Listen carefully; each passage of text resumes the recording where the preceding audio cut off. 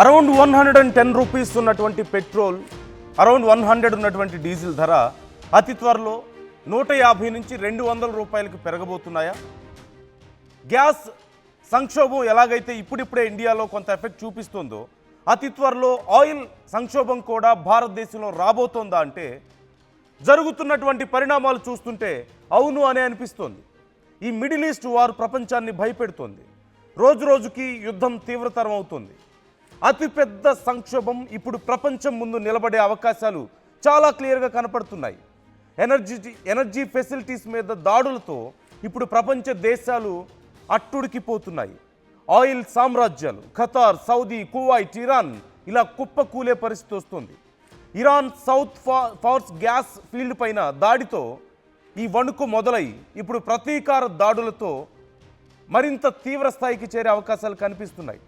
ఇప్పటికే ఖతార్లో అతిపెద్ద LNG plant Ross లఫాన్పై దాడి జరగడం, కువైట్లో మీనా ఆయిల్ అహ్మదీ, మీనా అబ్దుల్లా రిఫైనరీల మీద డ్రోన్స్తో ఇరాన్ అటాక్ చేయడం, సౌదీ అరేబియాలో రాస్ తనూరా అలాగే యాన్బూ రిఫైనరీలు దెబ్బతినడం, యుఏఈ అబుదాబిలోని రువైస్, బహ్రెయిన్లోని బాబ్కో రిఫైనరీలు తీవ్రంగా దెబ్బతిన్న నేపథ్యంలో మరోవైపు హర్మూజ్ మూసివేతతో ప్రపంచ చమురు రవాణాలో 20% ఇక్కడి నుంచే వెళ్తుంది. కాబట్టి చాలా తీవ్రమైనటువంటి కొరత మనం చూస్తున్నాం.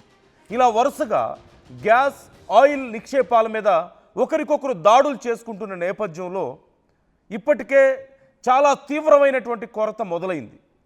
ఇప్పుడు ఆల్రెడీ మన దగ్గర ఉన్నటువంటి స్టోర్స్ కొంతవరకు ఉపయోగపడతాయి. ఏ దేశాలకు ఆ దేశాలు కొన్ని స్టోర్స్ పెట్టుకుంటాయి ఇలాంటి ఎమర్జెన్సీ సిచ్యువేషన్స్ కోసం. భారతదేశం దగ్గర సహజంగా ఒక 74 రోజులకు సరిపడే ఆయిల్ స్టోర్ ఉంటుంది.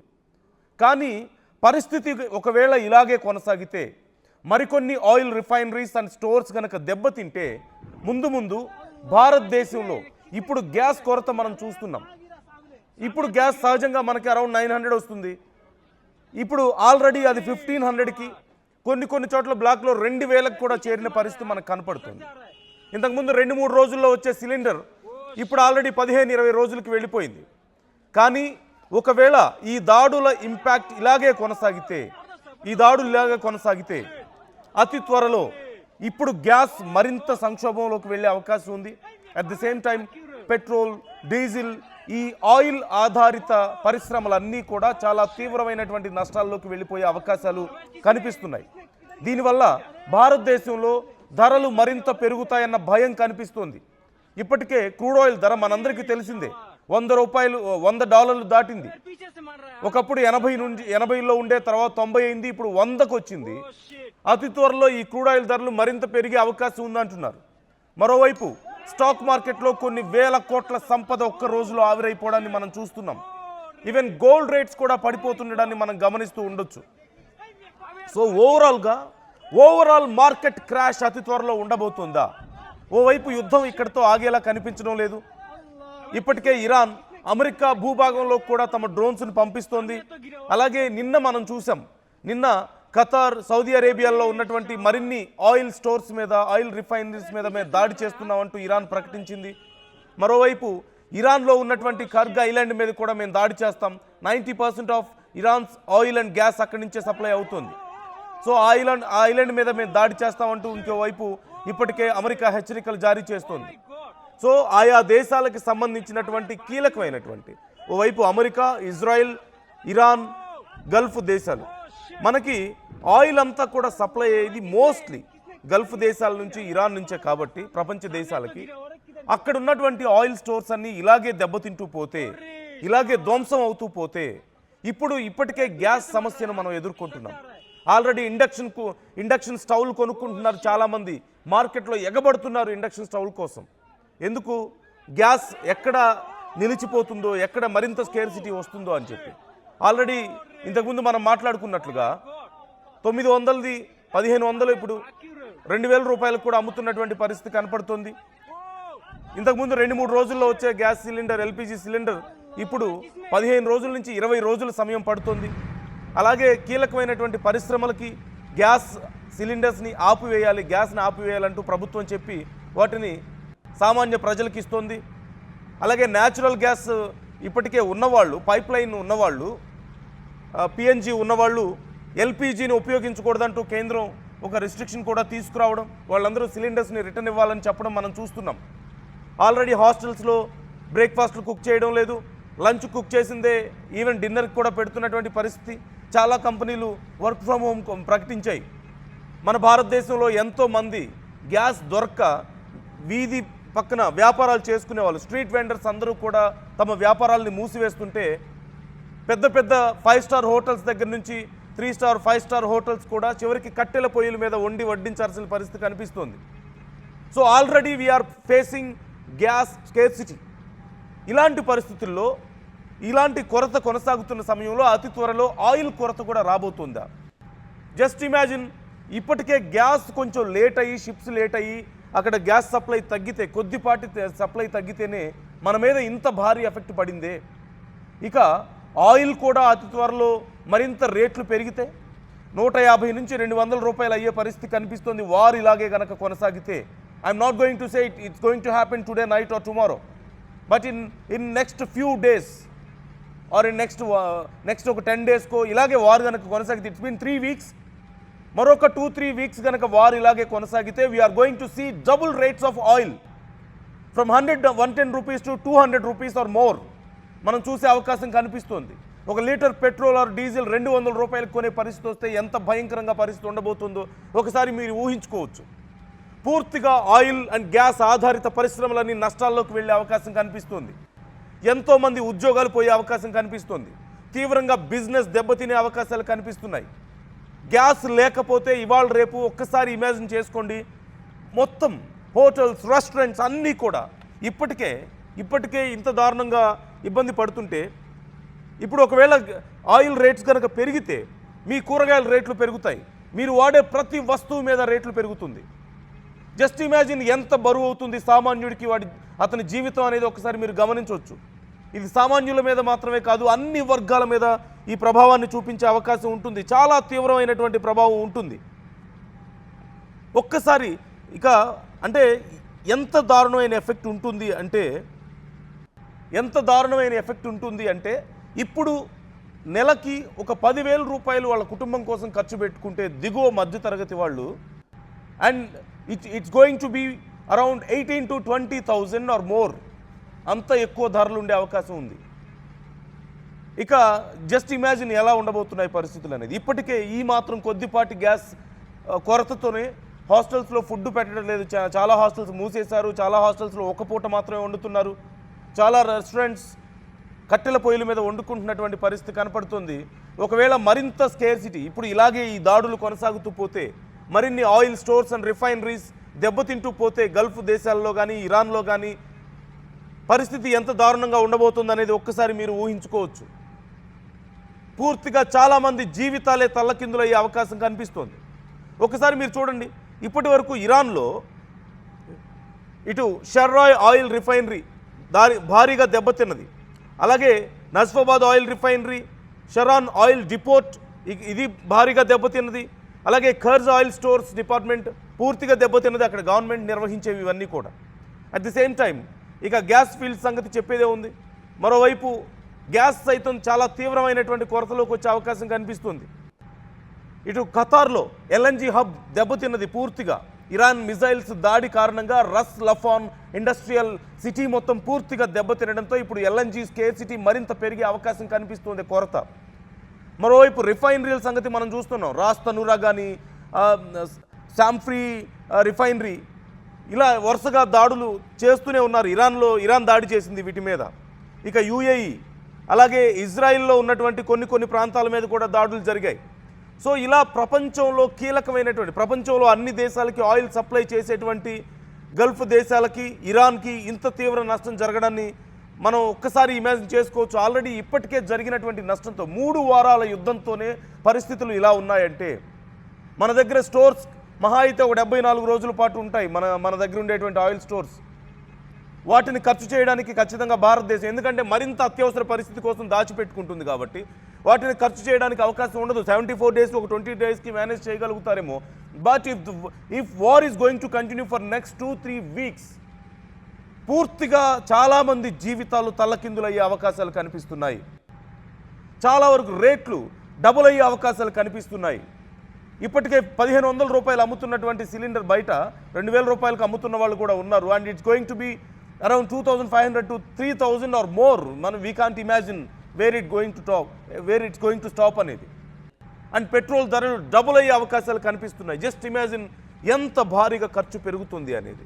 పెట్రోల్ ధరలు ఏముంది, సింపుల్గా మీరు ప్రతిరోజు ఉపయోగించేటువంటి క్యాబ్స్, ఆటో ఫేర్స్ అన్నీ పెరుగుతాయి.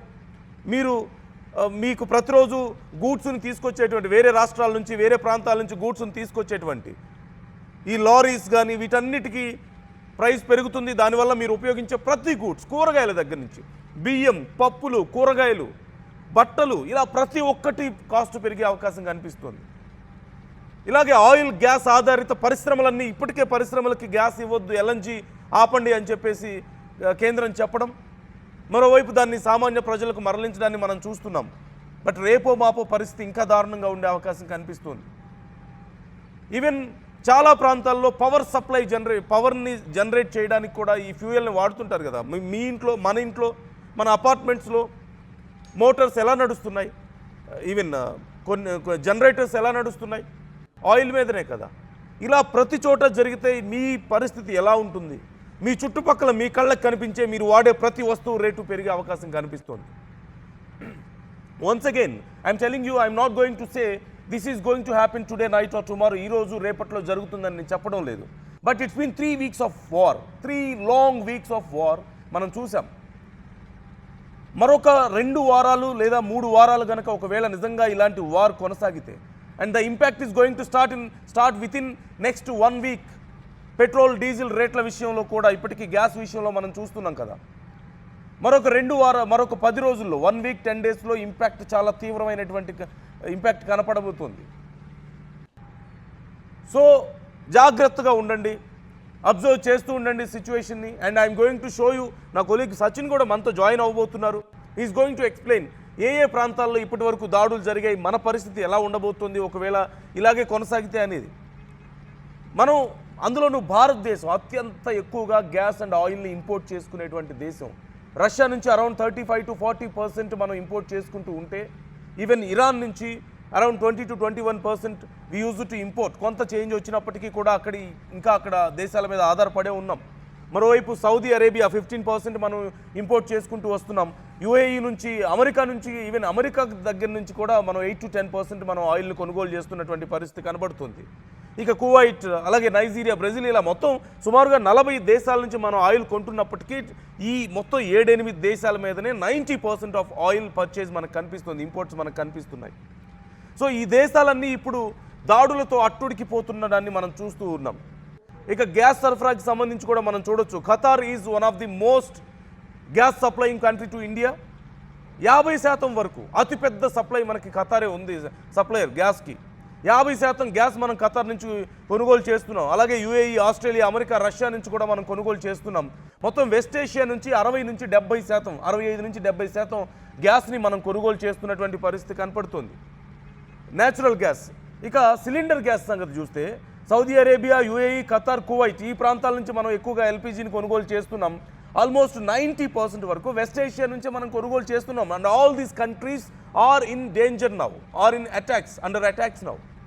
సో పరిస్థితి ఎలా ఉండబోతుందని అనడానికి ఇది కేవలం ఇప్పటి వరకు మీరు చూసింది ఒక కైండ్ ఆఫ్ సినిమా భాషలో చెప్పాలంటే ఫస్ట్ లుక్లు, టీజర్లు అంటారు కదా. మీరు ఇంకా టీజర్ కూడా చూడలేదు, డైరెక్ట్గా సినిమా చూసే పరిస్థితి త్వరలో రాబోతుంది. So just imagine how horrible it's going to B అనేది. పరిస్థితులు ఎలా ఉండబోతున్నాయి అనేది మీరు ఒకసారి ఊహించుకుంటేనే భయపడే పరిస్థితి రావడం లేదా? సో మీకేమనిపిస్తుంది? చాలామందికి ఇప్పటికిప్పుడు ఏం కాలేదు కదా అని మరి కొంతమంది అభిప్రాయపడే అవకాశం ఉంటుంది. బట్ అతి త్వరలో జరగబోయే పరిస్థితుల్ని మేము అంచనా వేయగలుగుతున్నాం. ఇది కేవలం ఆర్టీవీ వేస్తున్న అంచనా మాత్రమే కాదు. ఇప్పుడు ప్రపంచ దేశాలు భయపడుతున్నాయి already. Just imagine European countries, వాళ్ళకి పవర్ అండ్ ఆయిల్ లేకపోతే ఆ దేశాలు నడవడం కష్టంగా ఉంటుంది. అలాంటి దేశాల అంధకారంలోకి వెళ్ళే అవకాశాలు కనిపిస్తున్నాయి ఇది ఇలాగే కొనసాగినట్లయితే.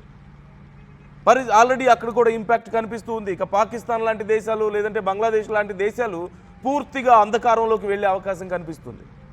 మీరు అనుకోవచ్చు ఏదో 2-3 షిప్పుల్ని మనం తీసుకొచ్చాం కదా స్ట్రైట్ ఆఫ్ హార్మూజ్ నుంచి, ఏం కాదులే అనుకుంటే స్ట్రెయిట్ ఆఫ్ హార్మూజ్ అనేది కేవలం ఒక ప్రాథమిక అడ్డంకి మాత్రమే. It just an initial stage of hurdle అంతే. ఆ తర్వాత పరిస్థితి మరింత దారుణంగా మారడానికి ఇంకా చాలా ఉన్నాయి. మనకి జరుగుతున్నటువంటి దాడులు చాలా మేజర్ ఇంపాక్ట్ చూపించబోతున్నాయి ఇప్పుడు. ఈ నేపథ్యంలో నా కొలీగ్ సచిన్ మనతో జాయిన్ అవుతున్నారు.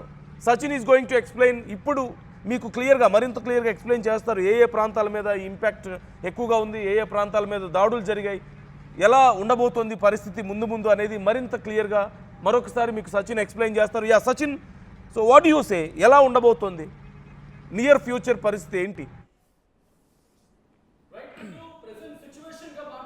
మాత్రం this is out of situation చెప్పుకోవాలి, కేవలం భారతదేశానికి కాదు ప్రపంచానికి. ఎందుకు అనేది నేను చెప్పే నా కొలీగ్ సచిన్ మరికొద్ది క్షణాల్లో మనతో జాయిన్ అవుతారు. And he's going to show you the maps, explain చేయబోతున్నారు మీకు క్లియర్గా వరల్డ్ మ్యాప్లో ఏ ప్రాంతాల్లో ఇప్పుడు అటాక్స్ జరుగుతున్నాయి, ఎక్కడెక్కడ సమస్య ఉంది అనేది మీకు మరింత క్లియర్గా ఎక్స్ప్లెయిన్ చేయబోతున్నారు. కానీ ఒక్కసారి మీ అభిప్రాయాలను కూడా మాతో పంచుకునే ప్రయత్నం చేయండి. ఆల్రెడీ మీరు గ్యాస్ సిలిండర్స్కి సంబంధించిన సమస్య ఫేస్ చేస్తున్నారు, ఎల్పిజికి సంబంధించిన సమస్యను ఫేస్ చేస్తున్నారు. And with in next one week మీరు వాడే పెట్రోల్ డీజిల్ ధరలు మరింత పెరగబోతున్నాయంటే మీ పరిస్థితి ఎలా ఉంటుంది? ఇన్ఫ్యాక్ట్ ఇది ఇలాగే కొనసాగితే మరొక 2 వారాలు కనుక యుద్ధం ఇలాగే కొనసాగి ఇలాంటి దాడులే జరిగాయి అంటే మీరు వాడే పెట్రోల్ డీజిల్ ధరలు ఆల్మోస్ట్ డబుల్ అయ్యే పరిస్థితి ఉంది అని కొన్ని అంచనాలు మనకు కనిపిస్తున్నాయి. ఒకవేళ అదే జరిగితే ఏం జరగబోతోంది? మీ కాస్ట్ ఆఫ్ లివింగ్ కూడా ఆల్మోస్ట్ డబుల్ అవుతుంది. 10,000 20,000 ఖర్చు పెట్టేవాళ్ళు నెలకి 40,000 30,000 ఖర్చు పెట్టాల్సిన పరిస్థితి వస్తుంది. Are you ready to face that situation? మీరు నిజంగా ఆ స్థాయిలో ఉన్నారా? మీరు ఫేస్ చేయగలిగే పరిస్థితి ఉంటుందా? తలుచుకుంటేనే మీకు భయం వేయడం లేదా ఏం జరుగుతుందా అని? సో సిచ్యువేషన్ అలాగే ఉంది. మీరు చూస్తున్నారు కొన్ని లక్షల కోట్ల సంపద ఆవిరవుతూ వస్తుంది. కొంతమంది అహంకారానికి, కొంతమంది మూర్ఖత్వానికి ఇదంతా కూడా లక్షల కోట్ల సంపద ఆవిరవుతుంటే ప్రపంచ దేశాలన్నీ కూడా ఇప్పుడు ఇబ్బందుల్లోకి వెళ్ళే పరిస్థితులు కనపడుతున్నాయి. నా కొలీగ్ సచిన్ మనతో జాయిన్ అవుతున్నారు. Sachin is going to explain how it's going to be, ఎలా ఉండబోతోంది, ఎంత డిఫికల్ట్గా సిచ్యువేషన్ ఉండబోతోంది, ఇప్పటి వరకు ఎక్కడెక్కడ దాడులు జరిగాయి, దాని ఇంపాక్ట్ ఏంటి, just take a look. Sachin, so what you say, మరొక అతి కొద్ది రోజుల్లోనే పరిస్థితులు తారుమారయ్యే అవకాశాలు ఉన్నాయంటూ కొన్ని అంచనాలు వినపడుతున్నాయి. How can we see this? It's true. ఎందుకంటే నిన్న ఎప్పుడైతే దాడి జరిగిందో సౌత్ పార్ట్స్కి సంబంధించి ఆల్రెడీ కొద్దిసేపటి క్రితం ఎక్స్ప్లెయిన్ చేశారు కాబట్టి నేను ఇన్ డీటెయిల్గా వెళ్ళే ప్రయత్నం చేయట్లేదు. బట్ ఒక్కసారి అటాకింగ్ సంబంధించి నేను చూపించే ప్రయత్నం చేస్తున్నాను. నందు ఒకసారి విజువల్ చూపించే ప్రయత్నం చేస్తున్నాను. క్లోజ్గా మీరు అబ్జర్వేషన్ ఇస్తే కనుక ఇదంతా పూర్తిగా ఇరాన్తో పాటు ఇటు మీరు చూస్తే కనుక సౌదీ, దుబాయ్తో పాటు ఒమన్, ఈ ప్రాంతాల గురించి మాట్లాడుకుంటూ ఉన్న సందర్భం. ఒక్కసారి ఒక్కొక్క స్పాట్ని ఎక్స్ప్లెయిన్ చేసే ప్రయత్నం చేస్తాను. ఒకసారి ఇక్కడ ఉండే ప్రయత్నం చేస్తాను. మీరు చూసే ప్రయత్నం చేస్తే ఫస్ట్ టెహ్రాన్కి సంబంధించి ప్రీవియస్ అమెరికా కావచ్చు లేకపోతే ఇజ్రాయెల్ February 28న ఫస్ట్ టెహ్రాన్కి సంబంధించి రిఫైనరీని టార్గెట్ చేస్తుంది. దీంతో పాటు ఇక్కడి నుంచి మీరు చూస్తే కనుక దీనికి సంబంధించి ఆ ఇబ్బందికర వాతావరణం మీరు చూడొచ్చు. తర్వాత February 28 తర్వాత కీలకమైంది ఇరాన్కి సంబంధించి ఫస్ట్ నేను చెప్పే ప్రయత్నం చేస్తున్నాను. ఇరాన్కి సంబంధించి మాట్లాడుకున్న సందర్భంలో south parts of shore gas field Iran or Qatar shared field అంటూ కూడా మాట్లాడుకుంటారు. దీని గురించి కూడా మాట్లాడుకునే ప్రయత్నం చేయాలి. ఇది నిన్న రీసెంట్గా జరిగిన దాడి. ఈ దాడే ప్రస్తుతం ప్రపంచం మీద ప్రభావం చూపిస్తోంది. ఏకంగా గ్యాస్ ధరలు కొన్ని రిపోర్ట్ల ప్రకారం ఏకంగా 6% పెరిగాయి. నేను రాసి చూపించే ప్రయత్నం చేస్తాను. ఇక్కడ ఏకంగా నిన్న జరిగిన ఈ దాడి, ఒక్క దాడి ఈ సౌత్ పార్ట్స్, ఇదిగో ఇక్కడ ఉంది, ఇది సౌత్ పార్ట్స్, ఇదిగోండి ఇది సౌత్ పార్ట్స్. ఇక్కడ జరిగిన దాడి ఇది యాక్చువల్గా నందు ఖతర్తోని ఇరాన్తోని దీనికి షేర్ ఉంటుంది. నార్త్ పార్స్ అంటూ ఉంటారు, సౌత్ పార్స్ అంటూ ఉంటారు. అంటే ఖతర్ వైపు ఉన్నదేమో నార్త్ పార్స్, దాంతోపాటు ఇరాన్ వైపు ఉన్నది సౌత్ పార్స్గా మాట్లాడుకుంటూ ఉంటారు. ఎప్పుడైతే దీని మీద దాడి జరిగిందో వెంటనే 6% గ్యాస్ ధరలు పెరిగాయనేది కొన్ని రిపోర్ట్లు చెప్తున్నమాట. కేవలం ఇది ఇక్కడికి మాత్రమే పరిమితం కాలేదు. అండ్ ఎప్పుడైతే ఈ మిగిలిన దాడులు కూడా జరిగాయో ఆ తర్వాత నుంచి పరిస్థితులు మారుతున్నాయి. సో ఒక్కసారి టైం లైన్తో సైతం చూపించే ప్రయత్నం చేస్తాను. మీరు అబ్జర్వ్ చేస్తే కనుక ఫస్ట్ ఇరాన్కి సంబంధించి చెప్పే ప్రయత్నం చేస్తాను. ఎప్పుడైతే 28వ తారీఖున టెహ్రాన్ రిఫైనరీ మీద ఎప్పుడైతే దాడి జరిగిందో వెంటనే రిటాలియేషన్లో మీరు చూస్తే కనుక ఇదిగోండి ఈ దాడులకు సంబంధించి ఎక్కడి నుంచి దాడి చేసింది, ఈ బేస్ నుంచి ఇక్కడ కొట్టుపడేస్తుంది. అంటే సౌదీ అరేబియా నుంచి దాడి చేసే ప్రయత్నం. ఆ తర్వాత మార్చిలో మళ్ళీ తిరిగి దాడి చేసిన సందర్భం. దాంతోపాటు మార్చి 19న మరి ముఖ్యంగా మాట్లాడుకున్న సందర్భంలో బాబ్కో బహ్రెయిన్ నుంచి దాడి చేసిన సందర్భం. బహ్రెయిన్ నుంచి దాడి చేసిన తర్వాత ఇక్కడి నుంచి మళ్ళీ రిటాలియేషన్లో తిరిగి దాడి చేసిన క్రమం. దాంతోపాటు South Pars disruption impact Ras Laffan's feed అంటూ కూడా మాట్లాడుకున్న ఆ విజువల్ మీరు చూడొచ్చు. ఇది కూడా రిటాలియేటరీ స్ట్రైక్ ఫ్రమ్ ఖతర్. ఆ విజువల్ని చూస్తే మనకు అర్థమవుతుంది ఇది కూడా పూర్తిగా స్ట్రైట్ ఆఫ్ హార్మూజ్. దాంతోపాటు రాస్ రిఫైనరీ యుఏఈ ప్రస్తుతం దీని మీద కూడా దాడి జరిగిన తర్వాత ఎప్పుడైతే యుఏఈ దాంతోపాటు ఖతర్ అంటే ఈ సౌత్ పార్స్ మీద ఎప్పుడైతే దాడి జరిగిందో పూర్తిగా సిచ్యువేషన్ మారిపోయింది. దీంతోపాటు షాగాస్ ఫీల్డ్ యుఏఈ ఈ రెండింటి మీద కీలకమైన దాడులు ప్రస్తుతం ప్రపంచానికి ముప్పుగా మారిన సందర్భంగా మాట్లాడుకోవాలి. దాంతోపాటు బాబ్కో బహ్రెయిన్కి సంబంధించి ఇది కూడా పూర్తిగా damage reported force measure declared అని చెప్పి మనం సాధారణంగా మన భారతదేశానికి సంబంధించి మాట్లాడుకున్న సందర్భంలో నందు మనం దాదాపుగా ఖతర్ నుంచి ఒక 45 to 50% అని మాట్లాడుకుంటుంటారు. కొన్ని సందర్భాల్లో 40% అని చెప్పి మనకి వినిపిస్తూ ఉంటుంది. అండ్ ఆన్ అట్లీస్ట్ కండిషన్స్లో చూసుకున్నప్పుడు కనీసం 40% మనం ఖతర్ మీద మనం బేస్ అవుతున్నామని చెప్పుకోవడంలో అతిశయోక్తి లేదు. అండ్ ఖతర్ నుంచి కాస్త ముందుకు వెళ్ళే ప్రయత్నం చేసినప్పుడు అంటే ఖతర్తో పాటు ఇటు ఇంట్రెస్టింగ్గా యూఏఈ నుంచి మనం దాదాపు 10 to 15% బేస్ ఏమని అనుకోవాలి. అండ్ అక్కడి నుంచి మాట్లాడుకున్న సందర్భంలో యూఎస్ నుంచి 10%, సౌదీ అరేబియా నుంచి 15 to 20% మనం గ్యాస్ మీద డిపెండ్ అయిన సందర్భం. అండ్ ఇంట్రెస్టింగ్ ఇక్కడ ఎప్పుడైతే దాడులు జరిగాయో ఆ దాడుల ప్రభావం గురించి మాట్లాడుకునే ప్రయత్నం చేసినప్పుడు Brent crude oil global gas ఇప్పుడు ఏకంగా 7.5% పెరిగిపోయింది. ఏకంగా 7.5%కి వెళ్ళిపోయిన సందర్భం. బ్రెంట్ క్రూడ్ ఆయిల్ ధర $116 ప్లస్ $116 పైగా. సాధారణంగా యుద్ధం ప్రారంభంలో హార్డ్లీ ఒక $70 to $80 ఉండేది. ఇప్పుడు ఏకంగా $116 పైగా చేరుకుందంటే అర్థం చేసుకోవచ్చు. ఇది ఏంటి మార్చి 19కి ఇప్పుడు మనం మాట్లాడుకుంటున్న సందర్భంలో ఉన్న లెక్క. బట్ ఇంకా ఇది పెరిగే అవకాశం ఉందని అంచనాలు ఉన్నాయి. కారణాలు కూడా మనం ముందు మాట్లాడుకునే ప్రయత్నం చేస్తున్నాం. అండ్ మన భారతదేశం మీద ఎటువంటి ఇంపాక్ట్ ఉండబోతోంది, ఇండియాస్ ఎక్స్పోజర్ టు డిస్రప్షన్ మాట్లాడుకున్న సందర్భంలో ఇదిగోండి India total natural gas consumption మొత్తంగా మాట్లాడుకుంటే domestic 97.5 MMSCMD and total imported మొత్తం ఇంపోర్ట్ చేసుకుంటుంది ఎంత 91.5 MMSCMD. సో పర్సంటేజ్లో చెప్తే కనుక డొమెస్టిక్ గురించి మాట్లాడుకుంటే 51.6% ఉంది. అలాగే టోటల్ ఇంపోర్ట్ గురించి మాట్లాడుకుంటే 48.4%గా ఉంది.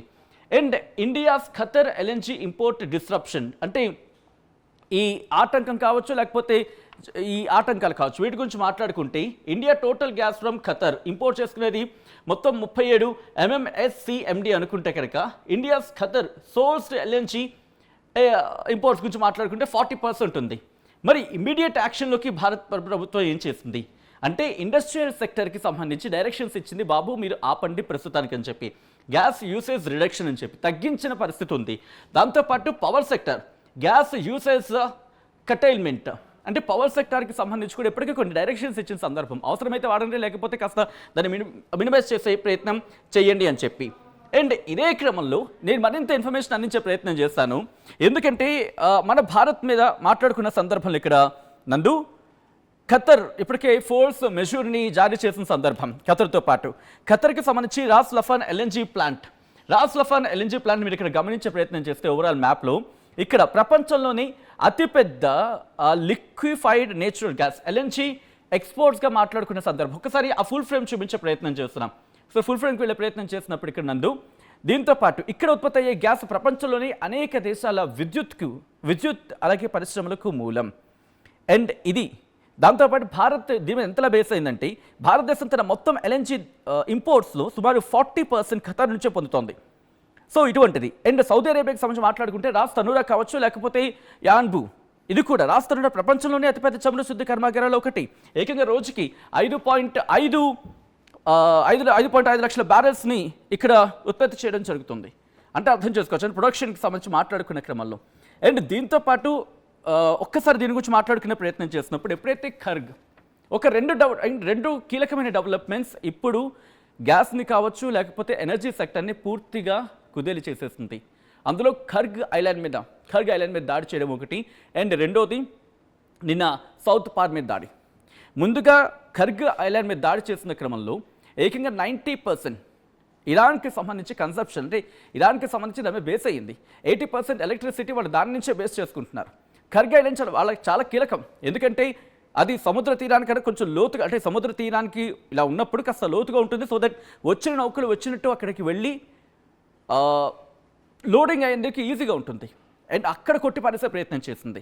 అండ్ సౌత్ పార్స్ గురించి మాట్లాడుకుంటే ఇంట్రెస్టింగ్, ఇక్కడ 80% సౌత్ పార్స్ గురించి మాట్లాడుకునే సందర్భంలో వాళ్ళకు కూడా చాలా కీలకం ఇది. ఇక్కడ Qatar at the same time Iran ఈ రెండు షేర్ చేసుకుంటున్నాయి. ఇంట్రెస్టింగ్గా ఎప్పుడైతే ఈ సౌత్ పార్స్ మీద దాడి జరిగిందో అమెరికా ఒక స్టేట్మెంట్ ఇచ్చింది. ఏమని? ఈ దాడికి మాకు సంబంధం లేదు, అంటే ప్రపంచం మీద ఇప్పటికే ప్రభావం పడింది, ఇక్కడ ప్రొడక్షన్ ఆగిపోయింది. మరి ముఖ్యంగా మాట్లాడుకున్న సందర్భంలో రాస్ తరుణ రిఫైనరీ కావచ్చు, బాబ్కో ఆల్రెడీ ఫోర్స్ మెజర్ ఇచ్చింది. దాంతోపాటు యాన్బూ ఎప్పుడైతే ఇది జరిగిందో డ్యామేజ్ అసెస్మెంట్ జరుగుతుంది. ప్రెసెంట్ అక్కడ కూడా ఆపరేషన్స్ కాస్త హోల్డ్ అయ్యాయి. అండ్ మినా అబ్దుల్లా రిఫైనరీ ఇక్కడ కూడా టార్గెట్ జరిగింది, ప్రస్తుతం ప్రొడక్షన్ హాల్ట్ చేయడం జరిగింది. ఇక అక్కడి నుంచి సౌత్ పార్స్ డిస్ట్రప్షన్ సంబంధించి ఇప్పుడే మాట్లాడుకోవడం జరిగింది. రువైస్ రిఫైనరీ దుబాయ్కి సంబంధించి ఇక్కడ కూడా దాడి జరిగింది. దాడి జరిగిన క్రమంలో వీటిని నిలువరించామని చెప్తోంది. బట్ దానికి సంబంధించి ఇన్వెస్టిగేషన్ జరుగుతుంది, అంటే ప్రొడక్షన్కి ఇబ్బంది లేకుండా జరుగుతుందని చెప్పి.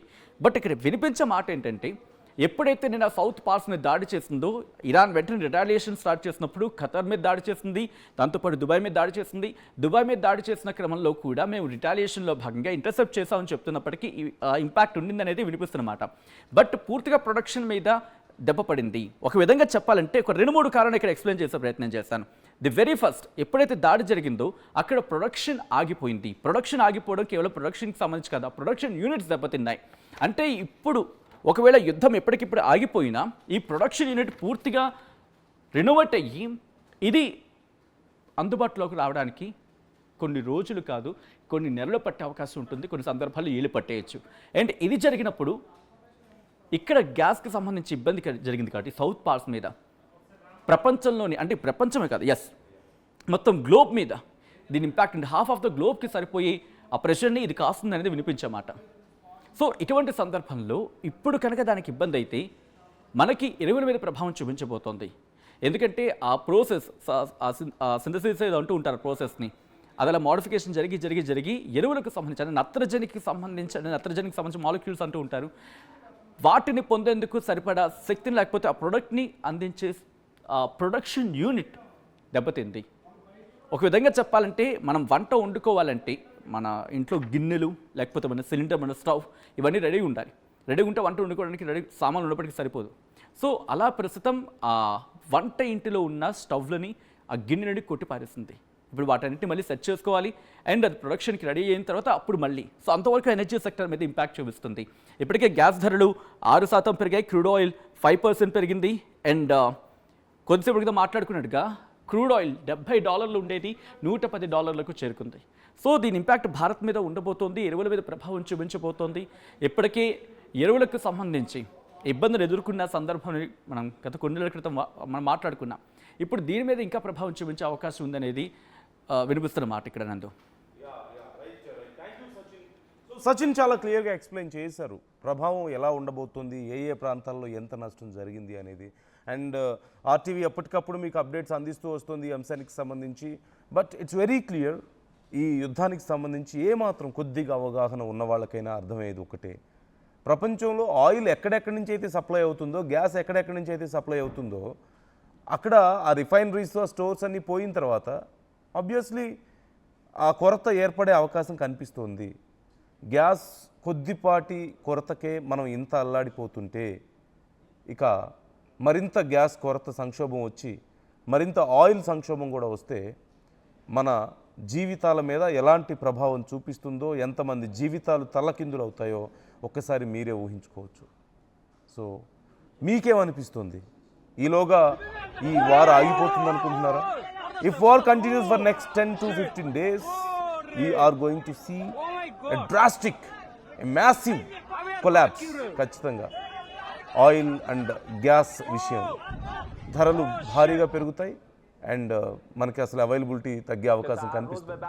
Try to comment your opinions. మీ అభిప్రాయాలను కూడా మాతో పంచుకునే ప్రయత్నం చేయండి. మీకేమనిపిస్తుంది? దీనికి ఏమైనా ఆల్టర్నేట్ ఉందా? ఇంకేదైనా అవకాశం ఉందా? మనం ఈ సంక్షోభంలోంచి ఈ ఆపదలోంచి బయటపడడానికి ఇంకేదైనా అవకాశం ఉందనుకుంటున్నారా?